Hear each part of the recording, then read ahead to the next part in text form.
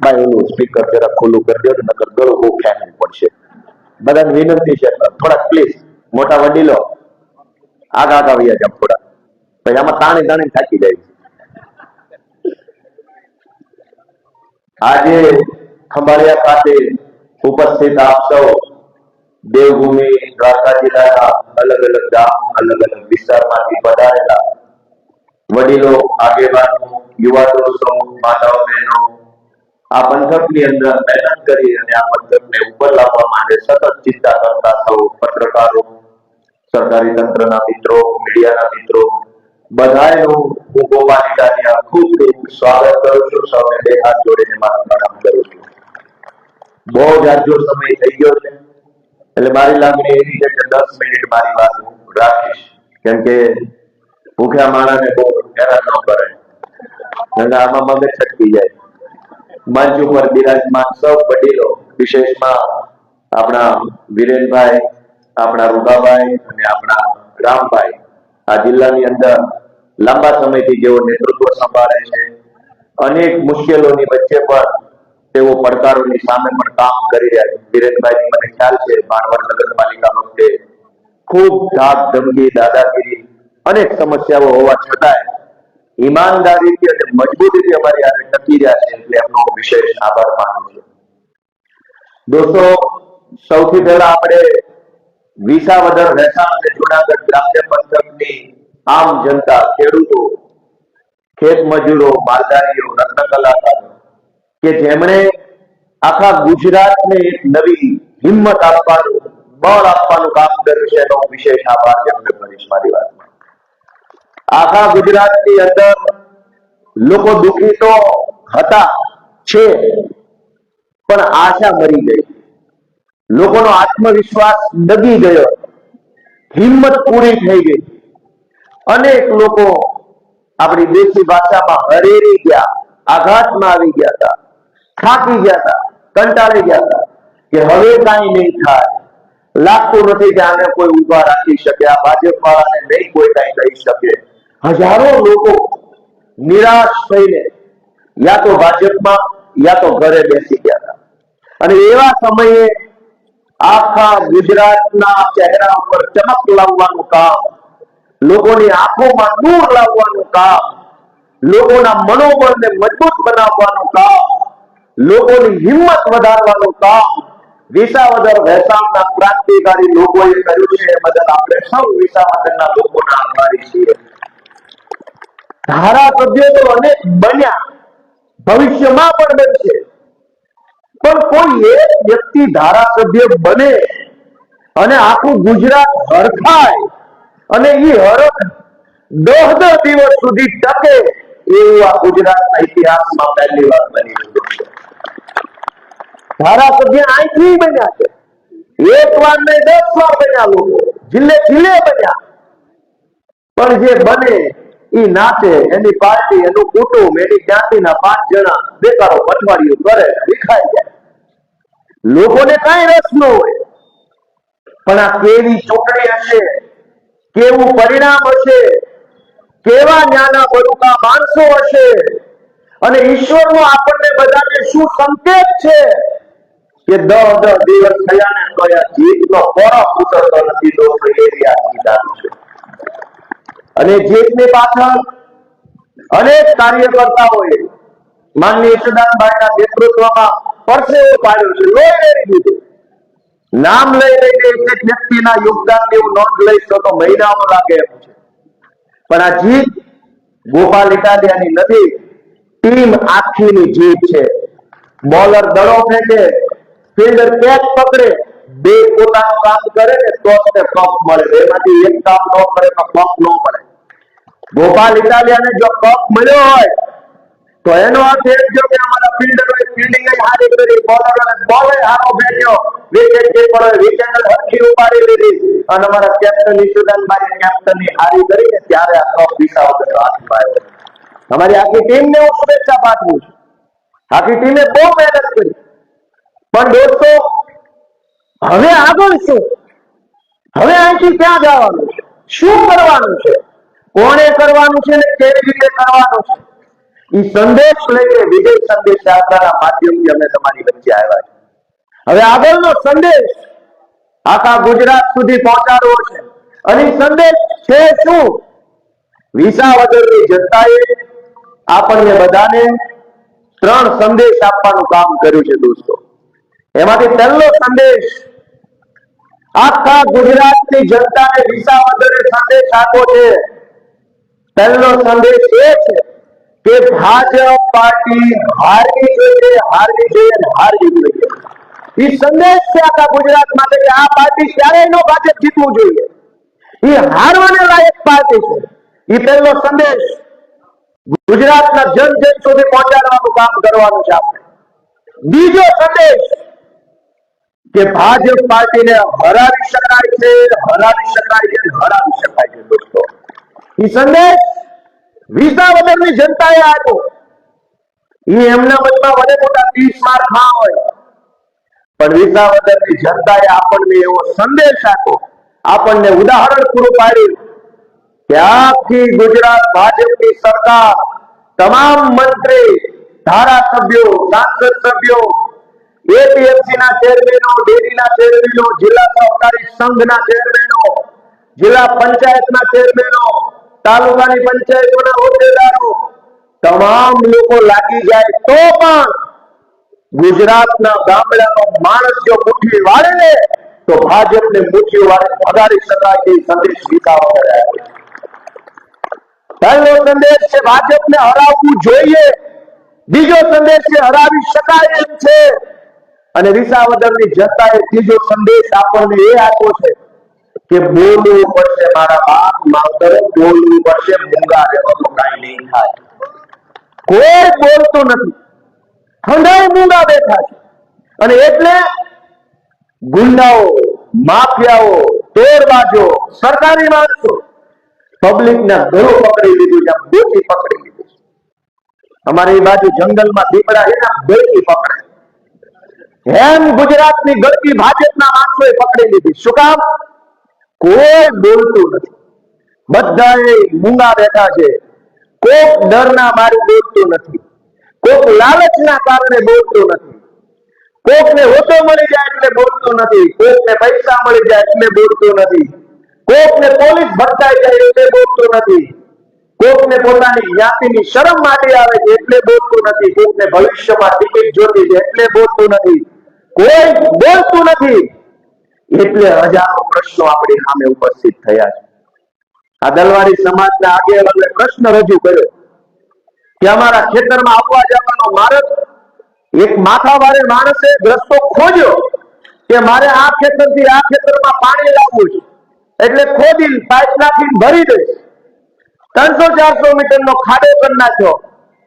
એક માણસે રસ્તો ખોદી નાખ્યો, પાઇપ નહોતી નાખવાની, પણ એ આખા રામપરા કે રામનગર ગામને આવવા જવાનો હલાન બંધ કરવા માટે એક માણસે રસ્તો ખોદ્યો।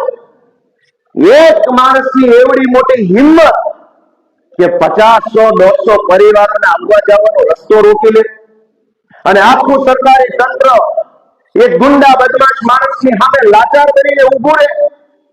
આ તે કેવો ન્યાય, આ તે કેવું તંત્ર, અને આ તે કેવા લોકો જે આ બધું જોઈ રહ્યા છે, કોઈ કઈ બોલતું નથી।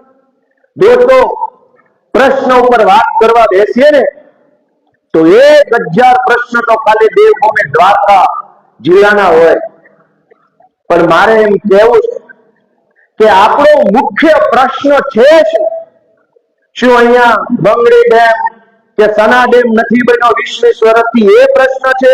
ના ભાઈ ના, એ કઈ પ્રશ્ન જ નથી। આ વીરુભાઈ કટોરિયાને એમ લાગે છે કે અહીંયા શિક્ષણનો બહુ મોટો પ્રશ્ન છે। ના ભાઈ ના, એ કઈ પ્રશ્ન નથી।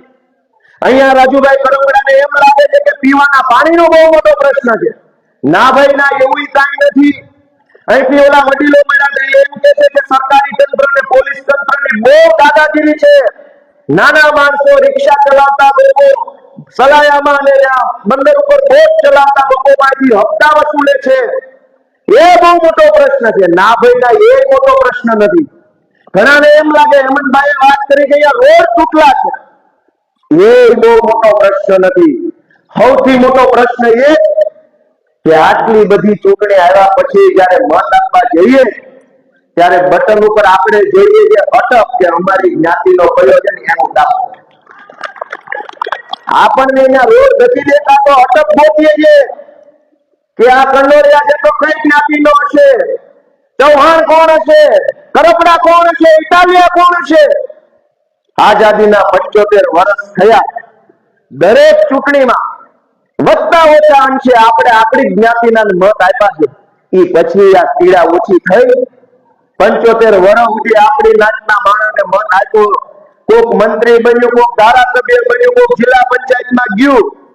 આપણી જ્ઞાતિના મત આપ્યા પછી જો આપણા પ્રશ્નો ઓછા થઈ જવાના હોત તો જે જ્ઞાતિનો મંત્રી છે એ જ્ઞાતિના ખેડૂતોને પૂરા ભાવ મળતા હોય. દોસ્તો, મારે એક દુઃખ સાથે કડવી વાત કરી છે. હું હાવ નાનો છું ઉંમરમાં, અહીં બેઠેલા બધા વડીલોની જિંદગી જેટલી ગઈ એનાથી અડધી તો મારી ઉંમર છે. પણ મારે એક કડવી વાત કરી છે. ભગવાન દ્વારકાધીશ અહીંયા બિરાજમાન છે, સમગ્ર સૃષ્ટિને સંદેશ આપે છે. ભગવાન શ્રી કૃષ્ણ પોતાના અગ્ગા મામાની સામે બાજી છે. ખોટું હોય, અનીતિ હોય, અન્યાય હોય, અત્યાચાર હોય તો કૃષ્ણ ભગવાન આપણને સંદેશ આપે છે, ખભો મામો હોય તો પાડી દેવા, ભૂકા કાઢી નાખે. પણ કૃષ્ણના ગામમાં આપણે રહીએ અને ચૂંટણી આવે ત્યારે ગમે એવો ખરાબ માણસ હોય આપણી નાખલો ઢાંકો ને મત આપો. એ ભગવાન શ્રી કૃષ્ણ આપણા બધાનો બાપ એમ સંદેશ આપે કે ખોટું હોય તો મામો હોય તો પેલો ઉપાડી લેજો. અને આપણે આ ગામમાં રહીએ, નબળો માણસ હોય તો ભલે હોય, અમારી જ્ઞાતિનો છે, પોલીસ એને પકડે તો મોરચો કાઢવાનો, અમારી જ્ઞાતિનો છે. ક્યાં ભગવાન દ્વારકાધીશનો સંદેશ અને ક્યાં આપણું જીવન. દોસ્તો, ભગવાને બતાવેલા રસ્તા ઉપર નહીં આવીએ ને તો દુનિયામાં જીવીએ ત્યાં સુધી કોઈ આપણા પ્રશ્નો ઓછા નહીં થાય. ભગવાને જે કીધું છે એ કરવાનું છે કે નબળો માણસ હોય એ ઉપર ન આવવો જોઈએ. હા, ઈશુદાનભાઈ ગઢવી જેવો ઘોડો માણસ, હું તો તોય જરા સમજો ને કે એટલો બધો ઘોડો નથી. ઈશુદાનભાઈ તો હાવ ઘોડા માણસ, એના વખાણ કરીને મને કઈ ભારત રત્ન નથી મળવાનો.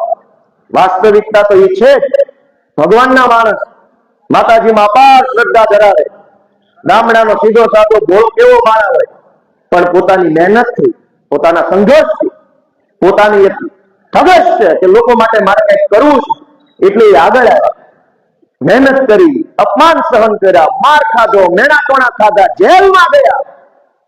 અને એ પછી જે શું થયું, ઈશુદાનભાઈને તક ન મળી, મને તક ન મળી. દોસ્તો, આપણે વિચારવાનું એ છે કે આપણા બધાને જે સમસ્યાઓ છે એ મોટી છે કે ચૂંટણીમાં મત આપવા જઈએ ત્યારે આપણી અટક મોટી છે. આપણો તૂટેલો રોડનો પ્રશ્ન મોટો છે કે આપણી અટક મોટી, આપણા દીકરા દીકરીઓનું ભણતર મોટું કે આપણી અટક મોટી, આપણા પરિવારમાંથી કોઈક ભાગો કે કોઈક મારી બીમાર પડે, સમયસર એને ઓક્સિજનનો બાટલો ન મળે અને ત્યારે આપણો આત્મા પકડે ત્યારે વિચારવાનું કે આ સુવિધા મોટી કે આપણી અટક મોટી. દોસ્તો, એ પ્રશ્ન નહીં વિચારીએ, ગમે એટલી પાર્ટી આવશે, ગમે એટલા નેતા આવશે, સમસ્યા ઓછી નથી થવાની. ગુજરાતને ભાજપે બાનમાં લીધું છે અને એ બાનમાં લેવા માટે એને હાથા બનાવ્યા છે આપણી નાતના આગેવાનો. આ વિસાવદરની ચૂંટણીમાં જેટલી જ્ઞાતિ છે એટલી જ્ઞાતિના આખા ગુજરાત ભરના નેતા ત્યાં આવી હાથ જોડતા હતા. આપણે બધા એક નાતના નથી બનતા. વિસાવદર વાળા પાસે આપણે શીખવું પડશે કે બધા નેતા આવ્યા, જ્ઞાતિ પ્રમાણે નેતાઓ આવ્યા ભાજપના. જે જ્ઞાતિ વિસાવદરમાં રહે છે એ તમામ જ્ઞાતિના ગુજરાત ભરના માણસોને ભાજપે વિસાવદરમાં મોકલ્યા અને પ્રચારમાં, જાહેર પ્રચાર નહીં, સૌ નેતાએ પોતપોતાની જ્ઞાતિના ઘરે જવાનું, ફોહલાવાના, લલચાવાના, શરમાવાના, ભીડમાં લેવાના અને પછી કહેવાનું ભાજપને મત આપો. પણ વિસાવદરનો માણાઈ જોવું કેવું બોલવું છે. જેટલા આવ્યા એનું સ્વાગત કર્યું, ઘરે લઈ ગયા, ચા પીવડાવી અને કીધું કાંઈ વાંધો નહીં, મત ગોપાલભાઈ દેશું, બીજી વાર ચા પીવડાવો.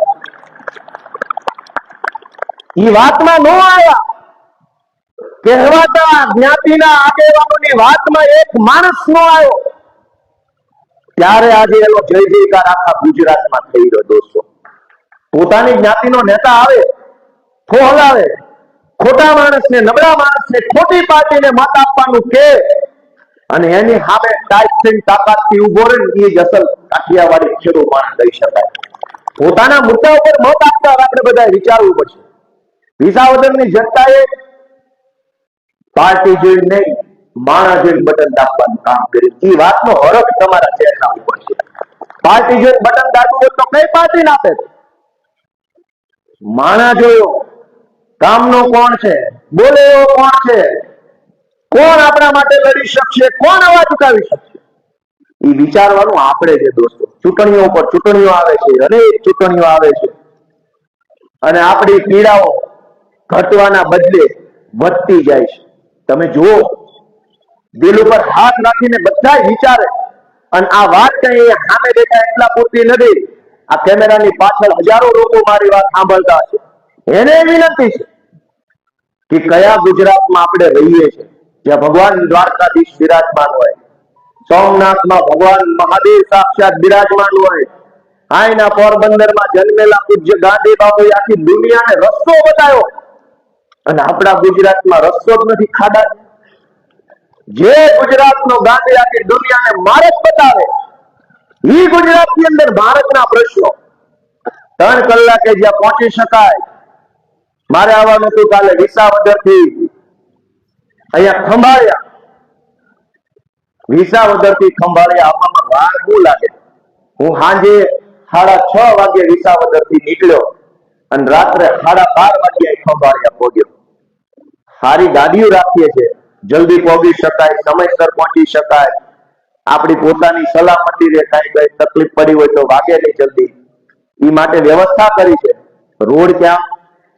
મને હવારમાં ઈશુદાનભાઈ જયારે હું ફ્રેશ થતો હતો ત્યારે મનમાં વિચાર કે રોડ શો, એવું આપણે કહેતા હોય કે રોડ શો નીકળશે ગોપાલભાઈ નો અથવા ભાજપ વાળાનો, પણ હું કામ રોડ શો? રોડ જ નથી, ખાડા છે. ખાડા શો રાખવા કે ભૂપેન્દ્રભાઈ ની હાજરીમાં ભવ્ય ખાડા શો? રોડ છે જ નહીં તો રોડ શો કેમ કાઢવાનો? રોડ તો હોવો જોઈએ. ખાડે ખાડા. કોઈ બોલવા તૈયાર નથી કે કેટલો ભ્રષ્ટાચાર થાય છે. દોસ્તો, બધી ભૂલ સરકારની નથી. ક્યાંક આપણે મૂંગા રહીએ, જે આપણી ભૂલ છે. મહાભારતના સમયમાં માતા દ્રૌપદીજીના ચીરહરણ ખાતા હતા ત્યારે ચીરહરણ આખી સભાએ નહોતું કર્યું, એ તો દુશાસન ખેંચતો હતો. પણ જેને મૂંગા બેઠા બેઠા તમાશો જોયો, સજા એને મળી છે. ભીષ્મ પિતા હોય કે દ્રોણ હોય, એને મૂંગા બે તમાશો જોવાનું કામ કર્યું. એને જોઈ ગઈ ચીરહરણને, સજા એને મળી.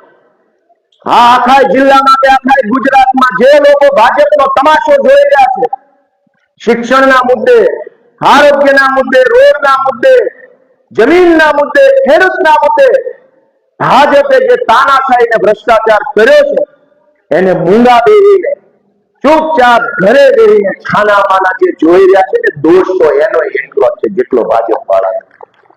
આપણને કેમ એમ નથી થતું કે હું બોલું, અવાજ ઉઠાવું, લડું? કેમ આપણને હિંમત નથી થતી? શું તકલીફ છે? જે 2 હાથ તલાટીને આપ્યા છે, જે 2 હાથ કલેક્ટરને આપ્યા છે, જે 2 હાથ મુખ્યમંત્રીને આપ્યા છે, એ જ 2 હાથ તો આપણને આપ્યા છે. જે બોલ એના હાથમાં, એ બોલ આપણા હાથમાં. તો અટવાય છે ક્યાં? તકલીફ ક્યાં છે? કેમ બોલતા નથી? કોનાથી ડરે? અને ડરી ગયા પછી આપણો શું ફાયદો? ડરમાં તો નુકસાન છે. બોલશો તો કાંઈક તો થાય. મને ટીવી વાળા ઘણી વાર પૂછે કે તમે આટલું બધું બોલો છો, તમને બીક નથી લાગતી? મેં એવું કીધું કે હું બી જાઉં અને મને ફાયદો થતો હોય તો મને બહુ બીક લાગે, પણ હું બી જાઉં અને મારું નુકસાન થતું હોય તો હું બાજી લઈશ. બાજીશ તો કાંઈક તો મળશે, બોલીશ તો કાંઈક તો મારું ઉપર છે. આજ હજારો લોકો એક લાચારી ભર્યું જીવન જીવે છે. એક સામાન્ય સરકારી મકાન બનાવવાની યોજના હોય, આવાસ યોજના, એનો લાભ ગામના ગરીબ માણસને ન મળે, પણ ગામનો માથાભારે માણસ હોય, ભાજપનો માણસ હોય, એને એકની એક યોજનાનો 2 વાર લાભ મળે. ગામનો ગરીબ માણસ હોય એમ નામ ટગર ટગર જોયા કરે કે આખા ગામમાં માથા ભારે માણસોને બધું મળે છે અને અમને કાંઈ મળતું નથી, અને છતાંય એ લાચારી ભર્યું જીવન જીવવું પડે. ગામડાની અંદર દોસ્તો અનેક ગામમાં પ્રશ્ન કહેતાય આપણને શરમ આવે. હું વિસાવદરમાં ફર્યો, ગુજરાતના અનેક ગામડામાં ફરું છું. શાળાના ઠેકાણા નથી, દવાખાનાના ઠેકાણા નથી, રોડના ઠેકાણા નથી, ગ્રામ પંચાયતના ઠેકાણા નથી. એ તો સમજ્યા. ગુજરાતના હજારો ગામડામાં મહણિયાના ઠેકાણા નથી દોસ્તો. અનેક મહણિયામાં ખાટલી નથી, મહણિયા ફરતે દિવાલ નથી, ખાટલી ઉપર છત નથી. દોસ્તો વાતો કરે ચંદ્ર અને મંગળ ઉપર જવાની, પણ અહીંયા તો મરેલા માણસ માટે જગ્યા નથી. જીવતા માટે તો કઈ છે જ નહીં. કેમ કે જીવતું કોણ છે? પૂછો પોતાની જાતને, કોણ જીવે છે? જે જીવતો હોતી બોલ્યો હોત.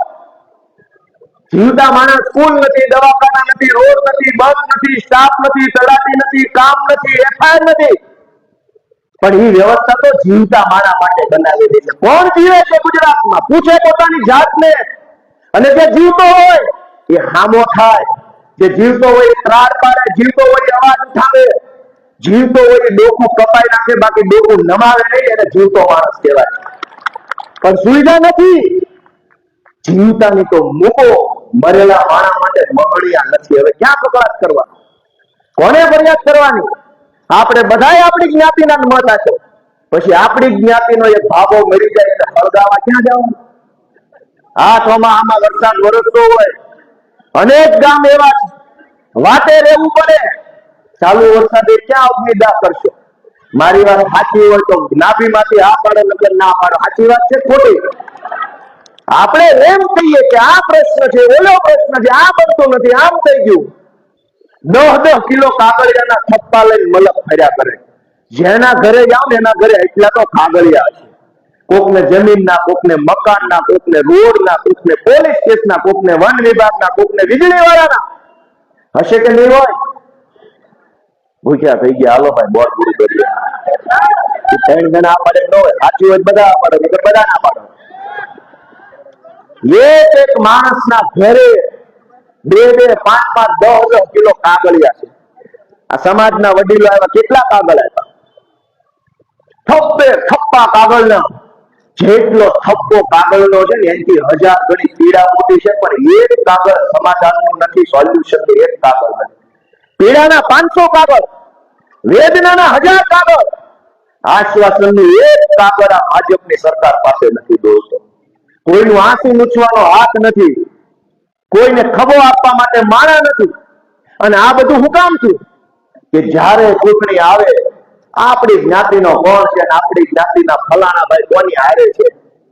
આ વિસાવદરની ચૂંટણીમાં કિરીટ પટેલે ભયંકર રૂપિયા વેચ્યા, ભયંકર રૂપિયા, એની વાત જવા દેવડા રૂપિયા વેચ્યા. પણ તોય જનતાનો નિર્ણય એ સર્વોપરી નિર્ણય છે. જો વિસાવદરની જનતા આવો નિર્ણય લઈ શકે તો આપણે ક્યાં મંગળ ઉપર રહીએ? આપણે આજ ગુજરાતમાં, આજ રાજ્યમાં, આજ કાઠિયાવાડમાં આપણે કેમ ન લઈ શકીએ આવો નિર્ણય? વિસાવદરની જનતા જો આખી સરકારને હરાવી શકે તો આપણે એક ધારાસભ્ય કે મંત્રી કેમ ન હરાવી શકીએ? પોતાની જાતને સવાલ પૂછે બધા. અહીંયા હું રસ્તામાંથી આવતો તો ઈશુદાનભાઈ નું એક ગાડીમાં હતા. ઈશુદાનભાઈ નો આગ્રહ હતો કે આપણે યાત્રા કાઢવી છે ગાડીઓમાં. રસ્તામાં અહીંયા ગટરનું પાણી ભરેલું આવ્યું, લગભગ 500 મીટર સુધી બધી બાજુ હેઠે પગ ન મુકાય એવું. મેં કીધું ઈશુભાઈ આમાં ક્યાં રોડ શો કાઢશું આપણે? અહીંયા જ અમે આગળ જ અહીંયા આ રોડે છે. મેં કીધું ઈશુભાઈ બધું શું છે? અહીંયા થોડો રોડ શો કઢાય, રોડ જ નથી, અહીંયા તો ગટરનું પાણી છે, પાણી શો કાઢો? દોસ્તો કેવા બેસીએ તો પીડાનો પાર નથી. પણ એ બધી પીડાની પાછળ પીડા દૂર કરવાનો રામબાણ ઇલાજ ડોક્ટર બાબા સાહેબ આંબેડકરે બંધારણના માધ્યમથી આપણી આંગળી પર મૂક્યા છે. જે દિશામાં આપણી આંગળી, એ દિશામાં આપણું જીવન. આપણી આંગળી ખોટા બટન પર, આપણું જીવન ખોટા પાટે ચડી જાય. આપણી આંગળી સાચા બટન પર, આપણું જીવન સાચા રસ્તે હાલતું થાય. આજ સમાજમાં દૂષણ છે, દુઃખ છે, પીડા છે, તો વાંક એમાં આપણી આંગળીનો છે. અને સમાજમાં જે સારું છે એમાં જવાબદાર આપણી આંગળી છે દોસ્તો. આપણી આંગળીને કઈ સારી દિશામાં વાળીએ એવી ભગવાન આપણને શક્તિ અને બળ આપે એવું પ્રાર્થના કરું છું દોસ્તો. હું નાનો છું, ઘણું કહેવું છે, પણ સાંભળે કોણ અમારું? કોણ સાંભળશે? કોણ લક્ષમાં બેસે? એ તો છોકરા છે, બોલ્યા કરે ભાઈ. પણ અમને એટલી બધી વેદના છે કે ગુજરાત જાગશે ક્યારે? લોકો ક્યારે વિચારશે? ગોપાલ ઇટાલિયા કે ઈશુદાન ગઢવી જરાય મહત્વના નથી. કઈ એના આધારે દેશ નથી, દેશ તમારા આધારે છે. પણ તમે નહીં જાગો તો? ગોપાલ કે ઈશુદાન તો એનું કામ કરે છે, એને ભગવાને જે બળ આપ્યું, શક્તિ આપી, એટલું કામ કરે છે. કાલ ભગવાન થઈ જાય તો વયા જાય, પણ શું થાય આપણા બધાને આપણે વિચારવાનું છે દોસ્તો. સમયસર ખાતર ન મળે, ખાતર આરે પરાણે નેનો આપે, ગરીબને આવાસ યોજનાનો લાભ ન મળે, નાના માણસના ઘરે તો સરકારી આવકનો દાખલો આવવામાં વાર લાગે. માથા ભારે માણસ તો સબસિડી વાળું તગારું લો મૂકે, એના ઘરે તો તગારું સબસિડી વાળું હોય, એના ઘરે પાવડો સબસિડી વાળો હોય, ભેંસના કાનમાં ઓલું સ્ટીકર માર્યું એને સબસિડી વાળું બીજદાન કરાવેલું હોય. માથા ભારે માણસ, ભાજપનો માણસ સબસિડીમાં તો લેમ્પાઈ બાકી ન મૂકે, આખું ઘર સબસિડી વાળું હોય. ગરીબના ઘરે નળિયું ન બદલાય. આઝાદીના 75 વર્ષ થઈ ગયા અને આ દેશમાં ગુજરાતમાં ભાજપની સરકાર બની અને 35 વર્ષ થઈ ગયા. તમારા ને મારા ઘરનું નળિયું જો બદલાનું તો આપણી મહેનતથી બદલાનું, ને નથી બદલાનું તો એનો દોષ ભાજપની સરકાર ઉપર છે દોસ્તો. ગરીબોએ મહેનત કરવામાં શું બાકી રાખે? અને આ સરકારી તંત્ર, ચાહે પોલીસ હોય કે મામલતદાર હોય કે ટીડીઓ હોય કે આરએફઓ હોય, ACF, DCF, DDO, deputy DDO, collector, પ્રાંત, ખટારો વળાય અધિકારીઓ. અને કામ હું લોકોને ધકે ચડાવવાનું, હેરાન કરવાનું, થાઈ કરી લેજે એમ કહેવાનું. થાઈ મારે નથી કરવાનું, તારે જે કઈ થતું હોય અમારું કરી દેવાનું. તમને એટલે દેખાયા છે કે તમારાથી મોટા સાહેબ જે થાઈ કરી દો આ ગરીબને, આ ખેડૂતને તમારાથી જે થાઈ કરી દો ઈ હાટું નોકરીમાં બેહાડ્યા. અને ઈ જ માણસ આપણને જે થાઈ કરી લેજો ભાઈ, અમારાથી થતું હોય તો તારી પાસે થોડા આવ્યા હોય. તું ક્યાં અમારો ઉર્ધન દાદો હતો તને નમવા આવ્યા? અમારાથી નથી થતું. અમે નાના માણસ છીએ, ગરીબ માણસ છીએ, લાચાર માણસ છીએ. એટલે જ તો તમારી પાસે આવ્યા તો સાહેબ હવે આ કેળાનો પ્રશ્નનું કઈક કરો. પોલીસ પાસે જાઓ તો કે અમારા ન આવે, મામલતદારમાં આવે. મામલતદાર પાસે જાઓ તો કે અમારા ન આવે, ટીડીઓમાં આવે. ટીડીઓ પાસે જાઓ તો કે અમારા ન આવે, વન વિભાગની પરમિશનમાં આવે. વન વિભાગ પાસે અમારા ન આવે, સરકારી બસ વિભાગમાં આવે. છેલ્લે પૂછવું પડે અમે ક્યાં આવી, એ કહી દો તમે ક્યાં આવ્યા ગયો. આ દેશમાં કે આ રાજ્યમાં અમે આવી કે ન આવી? દોસ્તો, હું તો બે હાથ જોડીને વિનંતી કરું છું.